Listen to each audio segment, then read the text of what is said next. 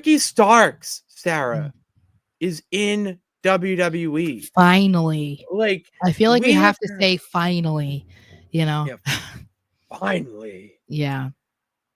Ricky Starks But has returned. Yeah, go. well, because it feels like something we've been waiting for a long time. Not even just because it was like, okay, whenever he's done with AEW, he's definitely going to WWE. Like, everybody has been feeling that way for a while, especially when Cody left, I think.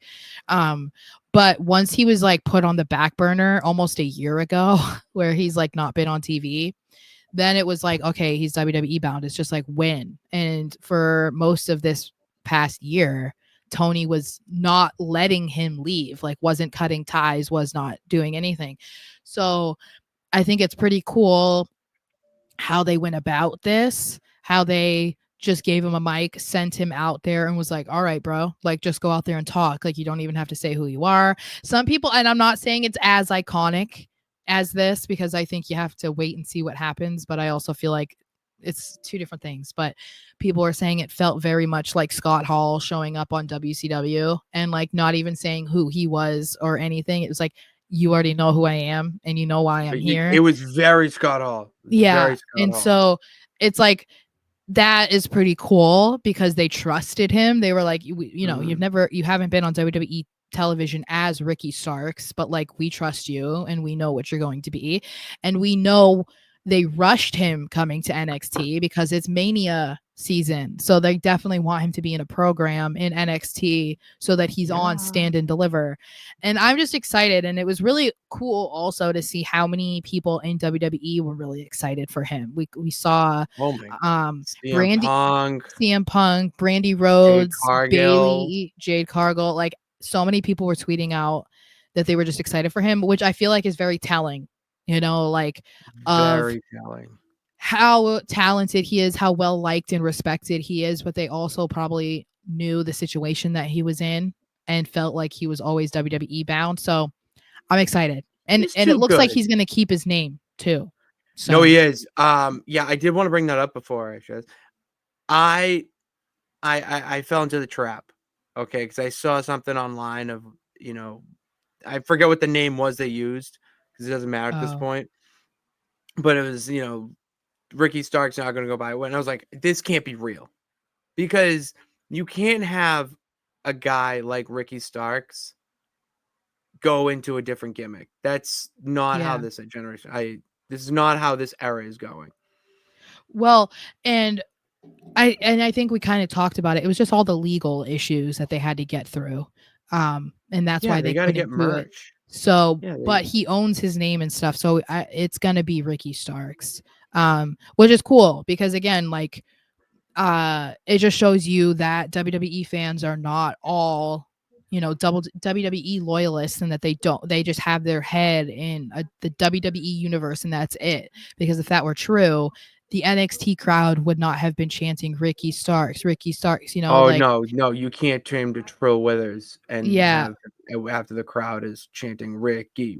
yeah, there's just no reason. So I'm really excited to see what they do with him. I'm also excited to see how long he's in NXT because he feels like a guy that doesn't need to be, but like be there long. But I also don't want them to just bring him up to the main roster for the sake of it because it's like, oh, he should be on the main roster. It's like, no, bring him up into something. Do not do him dirty like you've done with other people. Well, I read that they didn't put him on the main roster to start because it's Mania season. A lot of their plans are maybe not etched in stone, but they have all the participants. You know what I mean? Yeah. So it would feel forced if they put him in. NXT, it's so fluid down there. Shawn Michaels does a fantastic job of shifting around talent where things are hot and, you know, hot on the oven and others are cold. So, well, and the men's division kind of needs that help right now. You know, the men's division does need star power, unfortunately. That's why you do have A-Town Down Under facing off against Obafemi in a triple threat. You know, that's which it's another example of Shawn Michaels rehashing his old storylines because it's DX versus John Cena. Oh yeah. So like when you have, but back to the point is that when you have talent like Eitan Down Under facing your champion, Mhm. um, you need it's a sign that you need to bring in more stars. So Well, and it's possible that Ricky will be somebody that gets called up like during the draft, or he will be somebody that kind of bypasses that, where they'll keep him in NXT for a little bit, and then when they feel like it's time to bring him up, they do, but he doesn't have to go through the draft process because it's like, okay, well, it's Ricky Starks. I feel like they would kind of do the same with like Sean Spears or something. But I don't know. We'll see. I just think it's exciting because I think he's going to be like a great addition to WWE. he's gonna be a fantastic addition. I can't wait. I'm so excited to see Ricky Starks in NXT. A lot of people are saying him versus Oba at Stand and Deliver. Make it happen. Rims. Like that would be amazing.